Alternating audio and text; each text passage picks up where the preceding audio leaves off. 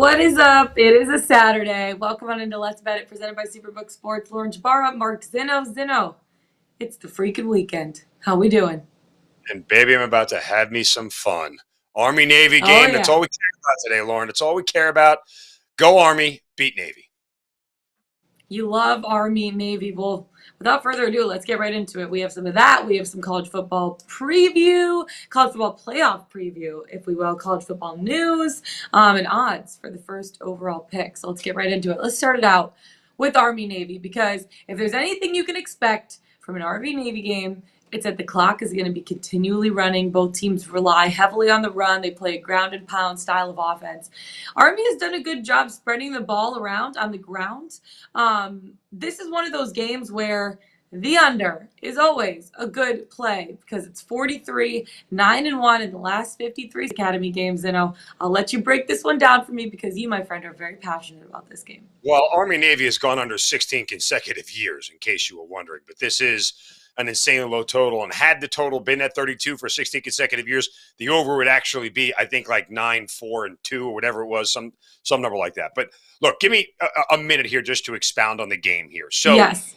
As we head into this thing, okay, Army is the better team and has the better record, but Navy might be the better team as of late. So Army up and up against better, tougher bowl-bound opponents, Coastal Carolina, UTSA, Wake. They lost all those games, but you could say they're battle-tested. Black Knights won 4 of their last 6 and only gave up 11 points per game over their last 4 games. Now, on the other hand, you flip it, Navy started out 2-5. And they covered their last 3 games, and those 3 games were against bowl-bound opponents, legit bowl-bound opponents. 10-point loss to Cincinnati, a 3-point loss to Notre Dame that you feel like if the game had gone on for another 5 minutes, Navy might have actually won it. And then they at UCF on the road in their second to last game of the year. Midshipmen finished the year 7-4 ATS. Now, from a game standpoint, Army is the better rushing team. They score more points per game. But Navy has the better rush defense. Top 5 in the nation, giving up just 93 yards a game on the ground. And here is the real rub for the Black Knights. Their run defense is bad. They give up nearly 200 yards a game on the ground, and that is a huge problem. While Navy's offense isn't electric by any stretch of the imagination, if you can't stop the run against Navy, you're going to have a hard time beating them in this game. Army quarterback Tyler completed 50% of his passes on the season. He only threw 16 of them, Lauren, but granted it was for 300 yards. So Army can pass the ball. I think Army tries to pass a little bit early, loosen up the Navy run defense, and hopefully start to get in a positive game script because if Army is trailing with Navy's run defense, I don't like the situation that the Black Knights are in. I think it's a really, really tough spot for them. Now, we've seen this line move all over the place. Opened up, Army -1, even to pick them. Last night, Army was +3, which I recommend firing on, and I did. But what I wrote up for Pickswise.com when I wrote it up was Navy -1.5. If you're still at 2.5, I don't think Navy is a terrible bet at this point in time because it's very traditional scoring in Army-Navy, Lauren, right? It's 17-10, it's 14-13, it's 16-13. Like those key numbers in this case really matter. As far as the total is concerned, 32.5, like we said, insanely low. You talked about the record against service academies, 43-9-1 over the last 53 games dating back to 2005. I would take under here. There's no reason not to. I don't think Navy's offense has enough to score 20 points. And if I'm leaning Navy, it's Navy in the under. I think the only way this thing goes over is if Army does get to 20, and that means Army's probably winning outright and covering, and this thing is going over the total. So I'm with you on the under. And again, I lean Navy as much as it breaks my heart to say it. I'm still rooting for the Black Knights here, but the handicapper in me won't allow me to make an emotional bet, and I won't do that. So lean Navy minus the points here as long as you're under a field goal. Look at you, Zeno, going against your heart. You love to see it, just for the sake of all of our Pickswise peeps. I know. Well, listen, I have to go. The people have high demands of me, Lauren, okay? Yes, you're not the only person true. with high expectations of me. The Pickswise Nation has high expectations of me. We all have high expectations of you, Zeno, but honestly, this may or may not be my best bet of the day. Under. This may or may not be my best bet of the day. Under 32.5. We're going to get into that a little bit later. There's a lot to talk about when it comes to college football news. First of all, you look at Jackson Smith and Jigba, Josh Downs, they're both declaring for the draft. How does that impact their team? Well, I mean, Jackson Smith and Jigba hasn't played for Ohio State in several weeks. Wow. So it's not like they're losing anything. Like if he would come back and play for the game, be a huge plus for Ohio State. So Yeah. he's not. And so that's not really much of a change for Ohio State. I think they're pretty set with where they are. And again, I mean, it may bother you as a Michigan fan to hear me say this, Lauren, but like, I don't think Ohio State lost that game because they didn't have enough players. I think they lost that game because they got out coached, right? I think Jim Harbaugh was much better at adjustments in that game than Ryan Day was. And ultimately, that was, to me, the difference in the game. Ohio State still has plenty of horses in the barn. So I don't think there's any concern about that. Yeah, Louisville, Malik Cunningham, their quarterback, declares for the 2023 NFL Draft. He's not going to play in the Fenway Bowl. How does that impact Louisville and their performance in that game? I mean, Louisville also has like a new coach, that is playing against Jeff Brom from Purdue. Yeah. So it's interesting to see how. Brown. Yeah. Now, I think it's his son, Brian Brom, is now coaching the game in the interim on the sidelines for Purdue in that sense. But, how much will Louisville be focused on this game given the state of transition that they're in? It's always tough to figure out, right? Whenever a coach departs, if he doesn't coach in the game, there's motivation becomes a huge factor in bowls. So very, very interesting. Probably a game I'm going to stay away from altogether, though. With Kentucky, their running back Chris Rodriguez announces he's going to enter the NFL 2023 draft. He's not going to play in the Music City Bowl. Does that make a big impact on Kentucky, or do you think they'll still be fine? Well, no, because Will Levis isn't playing in the game either. So now you lost your two best offensive weapons on an offense that stinks as it is. So, yeah, I mean, I'm curious to see how much this line has moved since the announcement. It's still Kentucky plus 2.5. And, oh, by the way, this Iowa-Kentucky game actually has a lower total than Army-Navy. It's 31.5. So, yeah, I mean, I don't know. Take Iowa. Like, I just don't know how Kentucky's going to generate any offense whatsoever. It's going to be crazy to see how these games play out. I am so excited for bowl season. Let's go bowling, baby. Yeah. These games are getting started. I know we're going to break down the college football playoff games in a second, but first of all, let's talk about some of these draft picks that we could see for the 2023 NFL draft. So right now, odds for the first overall pick, let's talk about the current order. It's the Texans, the Bears, the Seahawks, via the Broncos, the Lions via the Rams, and the Eagles via the Saints, which is crazy that the Eagles have the 5th overall pick in the 2023 NFL draft with how they're playing this season. But the odds for Bryce Young to go first are plus 150. CJ Stroud is equal to him at plus 150. Will Anderson, 5.5 to 1. Jalen Carter, 15 to 1. And Will Levis, also 15 to 1 odds. Who do you think out of those 5 guys is going to be the first overall pick in the NFL draft, or is it going to be none of them? Well, Lauren, I mean, obviously the team with the number 1 pick yet to be decided, and that'll be a big factor. But what they're doing with Bryce Young and CJ Stroud is you're looking across the board at the teams sitting there in the top 5, the Texans, the Seahawks via the Broncos, the Lions via the Rams. Those are 3 teams that could draft a young quarterback and could use a young quarterback. And so with, the possibility of a trade only having to move up 2 spots as opposed to somebody coming from outside the top 5 is fairly high, given if that's what they want to do. The Bears don't need a quarterback, and the Eagles from the Saints, their pick, they don't need a quarterback. So depending on where they are in this whole thing will change it. The quarterbacks always are going to be the highest, or have the shortest odds because of the position, the nature of it. But don't look away from Jalen Carter. We saw this happen last year as a Georgia defensive player to the top of the draft. If it's the Bears with the number 1 overall pick, there's a decent chance they may go in that direction to beef up their defense. So you could see it the second year in a row that a Georgia defender sneaks in and ends up stealing that number 1 draft pick. Yeah, it's going to be interesting to see how that plays out. It's with a quarterback and the needs for some of these teams, because I feel like a lot of teams always draft like an O-lineman or something like that, like the first overall pick for the needs of the team. Could you see that happening too? Or do you think one of these QBs maybe go first? Well, again, I think the need of the teams that are there really is ultimately what it's going to drive it down. Like, hypothetically speaking, if the draft order were to fall to, let's say, Bears get 1, and then it's Texans, Seahawks, and Lions in that next, order where the 3 teams that I just talked about that could use a quarterback all are sitting right there. the Bears may be willing to say, hey, I'll trade out because none of you guys are going to take the defensive player. You're all lusting out of the quarterback, so I'd rather get the extra draft capital and move down a pick or two Yeah. and still be able to get Jalen Carter or Will Anderson and be totally okay with it. So I think a lot of that's going to dictate how this whole thing goes.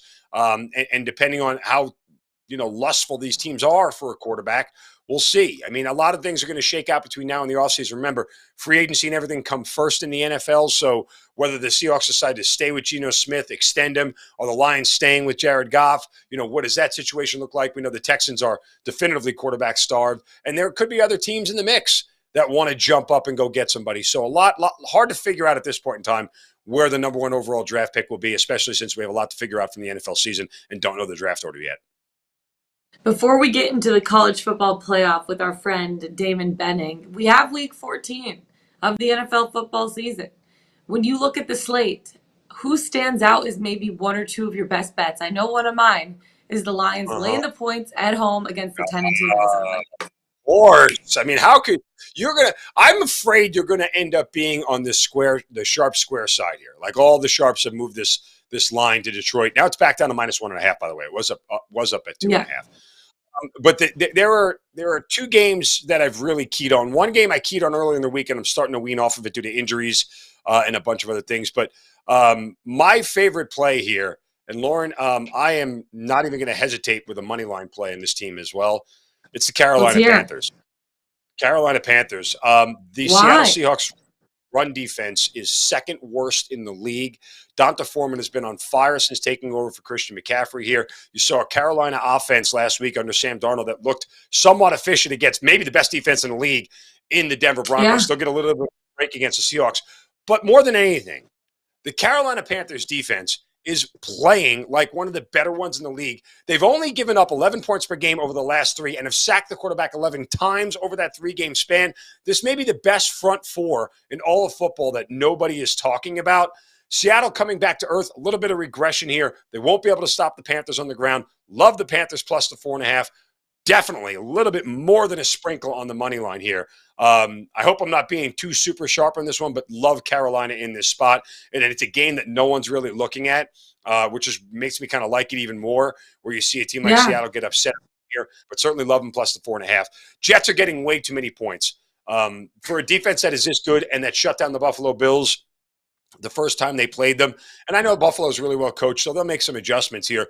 But Sauce Gardner against Stephon Diggs and Isaiah McKenzie and Gabe Davis, wherever he's playing, was fantastic in the first matchup. Jets can get home with 4. They don't have to press with anybody else.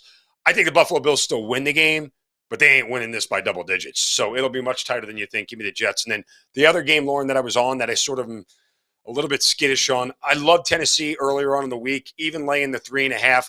Feels like a must-win spot for the Titans after dropping 2 straight. Like, they're not in danger of losing their grip on the AFC South, but it's just a spot where Tennessee, do you really think like Mike Vrabel is going to lose 3 in a row here? It's really hard for me to see it. Plus, Derrick Henry has had a field day against the Titans in his career. In 3 of his last 4 games against Jacksonville, he's reached at least 130 yards. He's scored 7 touchdowns overall in the last 4 matchups. We haven't heard much from Derrick Henry over the past 2 weeks. You get a banged-up Trevor Lawrence. A spot here where Tennessee may just ground and pound. I am a little bit concerned if Tennessee can score enough. If, for whatever reason, Jacksonville can stop Derrick Henry, it's like, oh, where do the points for Tennessee come from? Like, I have no idea. So the half a point really starting to scare me. Maybe buy it down to 3 just to cover your tuchus there if you're feeling a little bit nervous and verklempt like I am. But those are probably the 3 games I'm on the most. I feel like this could be a good spot for Derrick Henry to break out because he's been shut down. I hope so. The last 2 weeks, right? Like, you hope so. You hope it is. But in terms of the Jets, I mean, last time the Jets and the Bills played, they sacked Josh Allen 5 times, and he threw for 2 interceptions. I just don't think that's going to happen again. The O-line's going to shape up a little bit. They probably got a stern talking to after last game because last time Jets were 11-point underdogs. That was back in week 9, I think it was. But Josh Allen took that under his wing and, Like, he ran for 2 touchdowns in that game. I just feel like he's going to take control of this game. But 10 points is a lot of points to be laying. And what is it about the underdogs of 9 points or more have covered a majority of the time this season at that point? So that is a really good look. What do you think of my Detroit Lions against the Minnesota Vikings? Because a lot of people are saying the Vikings are 10-2. This is unwarranted. But guess what? The Lions are playing like a top 10 football team right now. They're 4-1 in their last 5 games. Their only net loss was a narrow loss to the Buffalo Bills on Thanksgiving, which Josh Allen decided 24 seconds was enough to drive down the field and be able to kick a field goal at that point. But the Detroit Lions, they're playing well right now. I could see this being an over game, and I could also see the Lions covering the spread in this one. Well, I mean, look, to put my nerd hat on, and I should defer to our colleague Jared Smith on this, but, Yeah. Every metric we're looking at over the past 4 or 5 weeks, DVOA, EPA, IRS, whatever the hell it is, defensively for the Vikings is trending in the wrong direction. Defensively for the Lions, trending in the right direction. The same thing on the offensive side. It looks like the offense for Minnesota is starting to peel back a little bit. And Detroit, obviously, when you get Amon-Ra St. Brown and DeAndre Swift healthy on that offense, they are just wildly different and so potent. And you have all those things mixed up together. This was a matchup the first time that the Lions held not 1, but 2 double-digit leads in the game and lost them both and ended up losing the game. We keep talking about the regression for Minnesota as they're 10-2. If you flipped it and flipped all their one-score games, they would be 1-11 this year, right? That's where they would be. So their margin for victory has been very, very small. And I think since the 1970 merger, for a team that has 10 wins, this is the worst point differential of any team since the 1970 merger. Like the Vikings are only plus 10. So they've been getting by the skin of their for a really long time. And it feels like this is the right time for the Lions to take advantage of that. So, yeah, I get it. It's a game I'm going to stay off of, full disclosure. I could tease the Vikings to 8 and be happy, but with a total this high, it's like, I don't know if I want to play with the variance that's possible in this game. There's a variety of outcomes I could see. I'm rooting for your Lions. What is it with everybody I work in this business all of a sudden from Detroit and a Lions fan? So I'm pulling for the Lions here. But I will say this much. Part of me, if the Vikings win this, Lauren, they clinch the NFC North. And what has 2 thumbs up and has a ticket on the Vikings to win the NFC North at plus 275? This guy. That guy. So it's going to happen. By the time I'm able to get back to New York and actually cash the ticket on the app for Christmas, it should be in there. But let's not, if the Vikings win, I'm not going to shed too many tears. At least my wallet and bank account won't. Yeah, my wallet bank account. Well, my dignity will if the Vikings win this game. I really feel like the Lions are in a good spot. Well, honestly, I would take the Lions right now. I think it's like 7-1 odds to make the postseason, to be a last wild card slot. Would you not bet on them at this point to make the postseason with the way that they're playing and the schedule that they have? They have the Bears, they have the Packers, they have the Vikings this week. And they have 2 other games, but I think that they can win both of them. I can't remember who exactly they play. Do you not see that happening?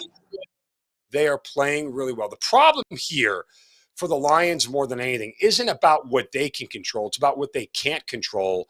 And that means that they need a ton of help and some other teams really to fall out of the way, particularly the Giants, the Seahawks. They need those guys to have a string of losses for them to be able to take advantage of this thing, and the Commanders. So, yeah, of anybody that's left that's below 500, I would give the Lions the absolute best fighting chance. But, the Commanders are going to play each other, and Seahawks each other. The problem is that the Lions, I don't think they've played as teams this year. Did they play Washington earlier? I feel like they did. I don't remember. They did. Yeah, they played the Commanders year, and they won that game. So that's important to them. They won't play the Seahawks. They beat the Giants as well, the Lions did. So they have a couple of important tie break, and it's very live. Oh, they did play the Seahawks, Lauren. That's right. They lost to them 48-45. So, yeah, you see where it is. It's not a bad bet, in short. I know. I'm excited to see how these games play out. I know we're bringing on Damon betting in a second, but first of all, let's just preview really quick these 2 college football playoff games that we have going on New Year's Eve. We have Michigan taking on TCU, I'm so excited for this. Michigan's laying 7.5 points. That total is set at 58.5. How do you see this game playing out? I see Michigan rolling, but then TCU is one of those like sneaky, snarky teams that just kind of sneaks up on you. You're too young for this reference, but I'll make it anyway for a little bit of the older Okay. Pickswise audience. Before Rocky 3, when Clubber Lang, Mr. T, was going to take on Rocky, a reporter asked Clubber Lang for his prediction for the fight, and he said one word: pain. That's how Michigan is going to treat this game. It's going to be painful for TCU. I'm with you. I don't know that that TCU, they're going to get outclassed from an athlete standpoint. And while I've enjoyed their run and I benefited from it and I've cashed on them several times over this year, I don't know that they have the ability to match up physically with Michigan, who's going to push them around up front. This is not Alabama-Cincinnati last year, but Michigan, as physical as a team they are, and the way they control the pace with the run game. Hi, Blake Corum. Sorry, we don't miss you. Donovan Edwards, hey, come on in. Just run all over the place. Just knock yourself out and run through one of the better defenses in the Big Ten in Ohio State. That's exactly what he did. I see that's what's that. And that's the thing. Like, I'll have a hard time believing that TCU can play their offensive game. Like, Michigan is just going to enforce their will over TCU here. I'm surprised this number is not bigger, closer to 10. Michigan at 7.5. If I really had any reservations about it, and I don't, I'd buy the half point, take Michigan down to 7. Who cares about the juice at that point in time? But it's not even worth it. Michigan's going to win this game by double digits. Let's go blue. For more on that, let's bring in our friend Damon Benny. You can follow him on Twitter at Damon Benny. He's a former Nebraska running back and two-time national champion, color analyst for Huskers Radio Network and Big Ten Network. Damon, how the heck are you? Happy Saturday. I'm good. Good morning to you guys. Just catching up on a little, Morocco and Portugal. So it's a lot of World Cup going on this morning. A little football over there across the pond. Exactly. Damon, first of all, before we get into college football playoff games, Matt Rule, what do you feel about him now being under the helm at Nebraska? I got to get a former Nebraska player's take on that. Yeah, so far he's been fantastic. I think he's highly organized. He's direct. He's got great clarity of message. Still kind of piecing together his staff. Got a few little news this morning. His quarterback coach that I think he wanted, Jake Peets, is going to stay with the Rams. So he's still got a piece or two to get together with his staff, but he hit the ground running. He had a junior day on the weekend for the 2023, 2024, and 2025 recruits on campus. He had already been on a few flights, had a couple of in-home visits, so he's extremely organized. You can tell that Coach Satterfield and a lot of the staff that he's bringing with him have done some Reformation projects before, because they clearly hit the ground running, and they did it in a hurry. You know, when you look at the state of the program, just a little bit more on Nebraska here and where they are in the Big Ten. Now you get USC and UCLA coming in here. I mean, what's reasonable expectations for Matt Rule in his first year to 2 years? Is it fair to say they should make a bowl game? Well, I think a bowl game is always kind of the benchmark, and 6 wins. He's got a schedule that I think that he can negotiate and navigate, and not to put any undue pressure, but I think the fan base here looks at two things. Number one, where the Big Ten West is currently. Wisconsin in a state of flux. They're transitioning from Coach Fickell, lost a mainstay in Coach Leonard, who I think part of the fan base thought was going to get that job. So we'll see what happens there. Coach Fitzgerald has made a couple of changes at Northwestern. Iowa, who knows what will happen with Brian Ferentz, and will they make staff changes? Illinois, I'm not sure. Do people believe in Brett Bielema's consistency? Will that be a thing? I think fans feel that the West is kind of ripe to make a move. So they'll buoy the expectations of first-year coach and him not having a ton of wins at Baylor and Temple the first year versus, gosh, I think we can make some hay in the Big Ten West. So that'll be interesting. Let's fast forward to New Year's Eve, because there's 2 big bowl games going on. First of them being the Fiesta Bowl with Michigan taking on TCU. Yeah. Everyone's been riding high on TCU all season. Michigan's laying 7.5 points here. Do you think they cover a spread that's over a touchdown? Is this game not even close, kind of like an Alabama-Cincinnati game that we saw before? Or does TCU keep up because they've seemed to find a way to come back even if they're coming from behind? Yeah, seen both teams up close. Duggan is from about 20 minutes from where I'm at currently, so I've seen him. Oh, wow. TCU's quarterback, a lot of his high school career. He was highly sought after here before arriving in the Fort Worth area, and so. And I like Sonny Dykes, fresh off a Coach of the Year kind of deal and a lot of accolades. But I cover the Big Ten Conference, and I've seen Michigan up close all year. I've said they're the most complete team in the Big Ten when it comes to offense, defense, and special teams. And I'm kind of weird when looking at these numbers. I'm a big 7.5, 6.5 kind of guy. I think teams are more apt to cover the 7.5 than they are the 6.5, especially as the favorite. So TCU's come from behind all year. They played a ton of close games. I just think Michigan is a little too dialed in. Whether Corum was healthy or not, they just have a stable of running backs. Mike Hart's done a fantastic job coaching those guys. The offensive line is fantastic. I think you'll be amazed at how athletic they are. I mean, they can pen, pull, gap scheme. They're really good. And McCarthy's been just good enough. So I like Michigan to cover the number, even though TCU has kind of been the cardiac kids coming from behind.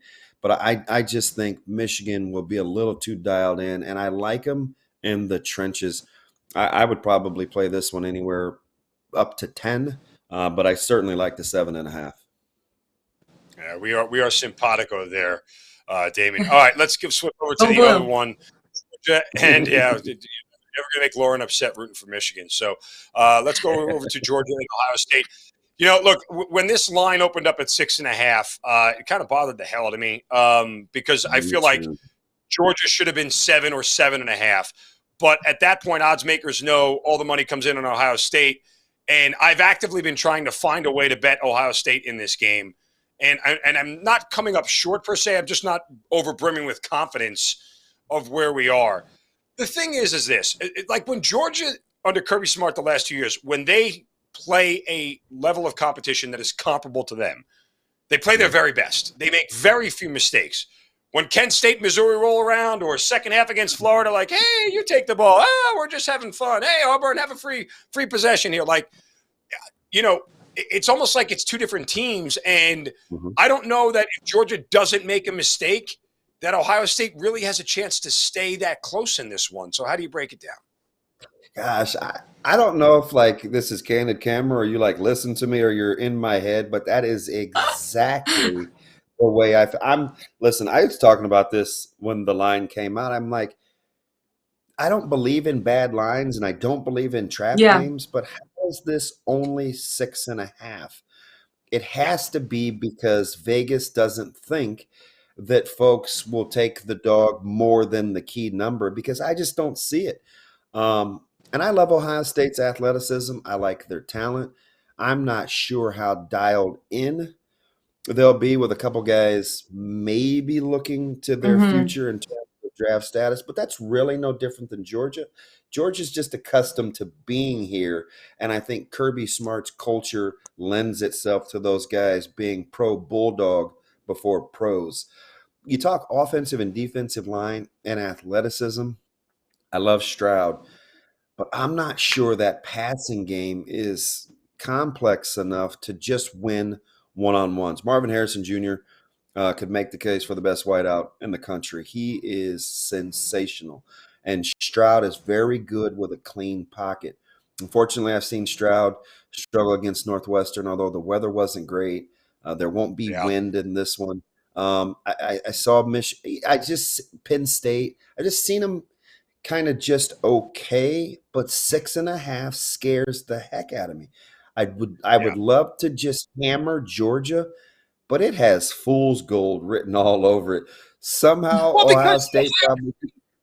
They're the only team, like, talent-wise, that matches up with Georgia. I agree. Like, not even in talent-wise matches up with Georgia. Spots. But you're right, though.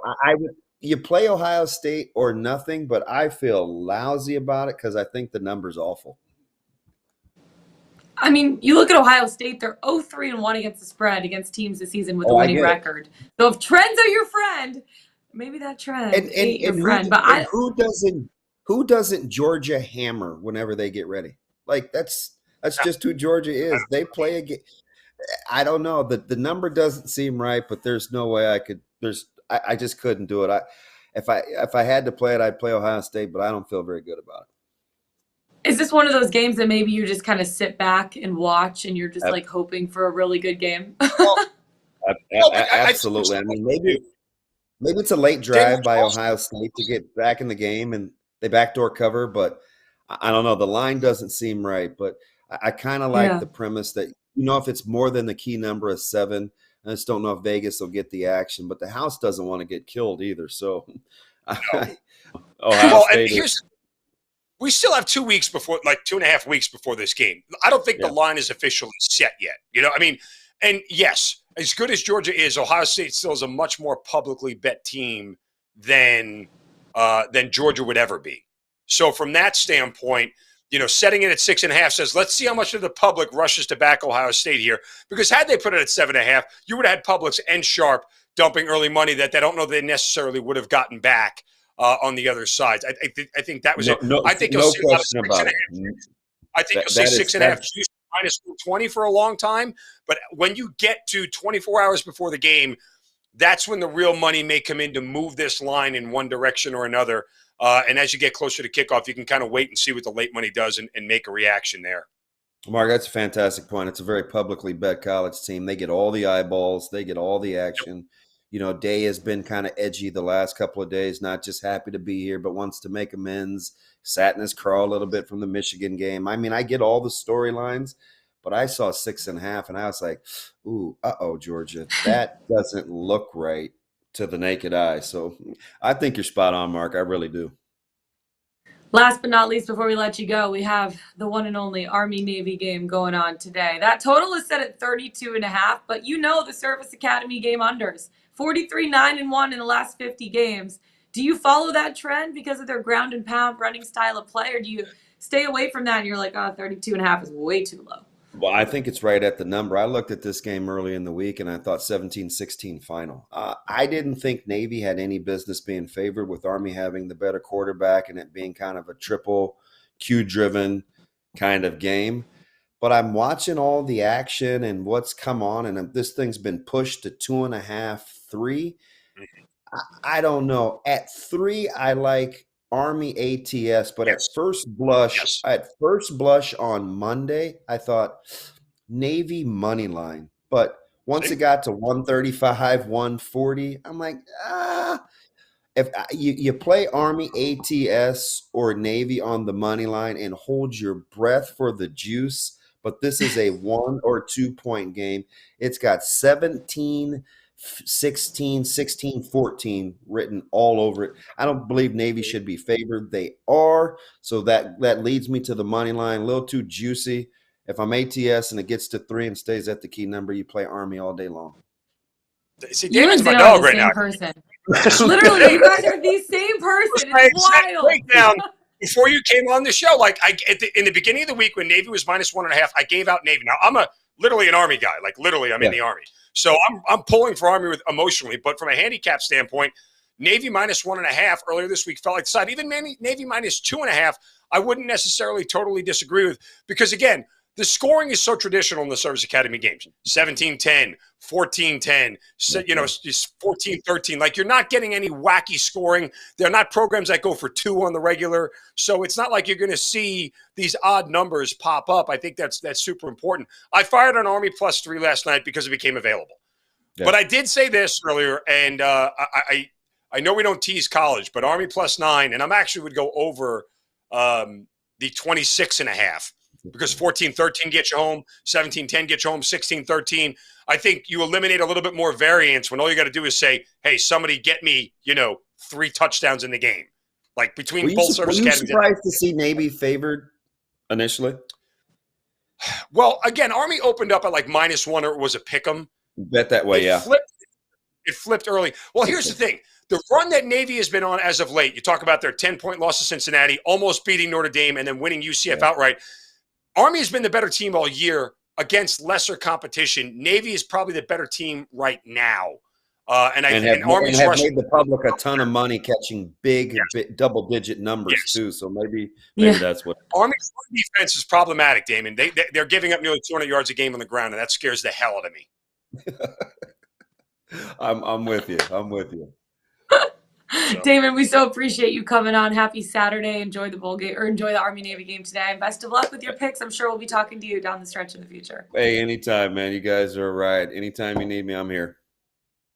Perfect. Thank you so much, Damon. You can follow him on Twitter at Damon Benning, former Nebraska running back and two-time national champion color analyst for Huskers Radio Network and Big Ten Network. Make sure to check him out on social media. All right.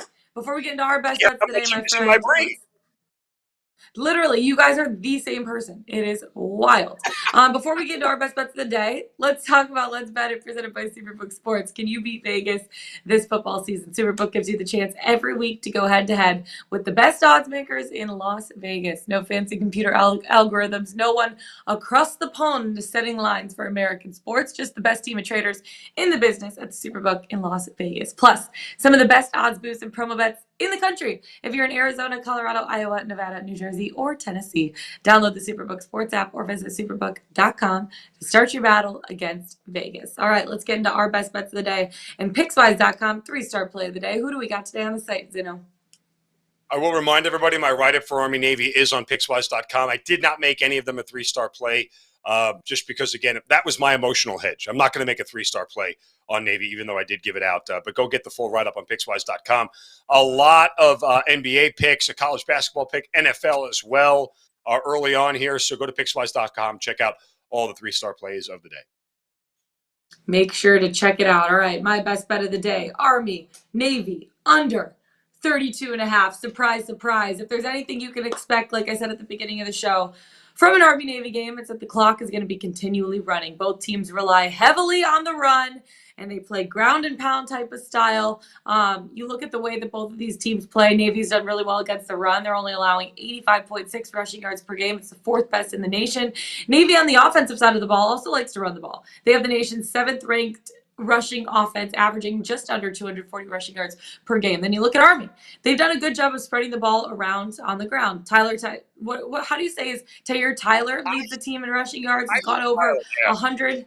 Yeah, 102 of the last 3 games. Army has the 2nd best rushing offense in the nation. This clock is going to be running. It's crazy to me because I looked at the total, and it's the lowest total in the series since 1995, but it's still not low enough for me to not bet the under. The under's hit in the last 16 games between these two teams. The under is 43-9-1 in the last 53 Service Academy games. The under is 18-3 in the last 21 Army-Navy games. However you want to say it, whatever trends you want to say, this game is going under 32.5, and I put my money on it, and that's what I'm doing. What's your best bet of the day? Well, of course, I'm going to go to Army-Navy. And, Lauren, I'm going to go out on a limb here and advise something that, we typically don't advise in the betting space. But given the game, given the opponents and the situation here, I am going to give you a 2-leg teaser on Army-Navy. Now, again, when they say don't tease college, some people say you can, most people say you don't. The bottom line here is this. In a game with a total at 32, to take Army, which is what I did yesterday when they hit 3, and take them to +9 is not a terrible bet given the limited amount of points that are expected to be scored. If by some reason one of the service academies wins this game by 10, it's because they get out to an early lead in the first quarter and the other team cannot operate from a negative game script. That's simply what this boils down to here. So I am going to take Army. I know it's down to 2.5 now, but you could do it to 8.5 as well without any reservation. I took Army +9, and believe it or not, I went to the inverse. I might be overthinking this here, but I went over 26.5. Not only because of the streak, but again, look at the numbers that get you home that still would theoretically stay under that 32 total. 17-10 get you home, 14-13 get you home, 16-13 get you home. There's a lot of scores that could get you under that 32 still, but over the 26. And I think there's less variance trying to get over the 26 because theoretically, could this end up a 2017 game? And I'm pushing it to 38. Like, I'm getting too close. If one of these teams gets to 20, this thing likely will go over. So I'd rather Yeah. just try to push it and hope for some early scores. Weather is going to be okay. No rain, no snow. You'll get a little bit of wind, but conditions will be mostly dry and optimal for running. But more than anything, it's the Army run defense that scares me and thinks that Navy can score points here in this game. So I went Army +9 over 26.5 in a collegiate tease for my best bet. Collegiate tease. Love to see it, Zeno. Both of us betting the Army Navy game. Thanks for tuning in, guys. That's it for today. Find us on enough, Pickswise Lauren. YouTube channel. Go to I Pickswise. was a tease back in my college days, so there's Oh, that. God bless. Leave that for off the show, Zeno. Find us on the Pickswise YouTube channel. Go to Pickswise.com. Follow us on Twitter. That's Mark Zeno. I'm Lauren Jabara. We'll see you guys tomorrow. Let's get it. Let's bet it.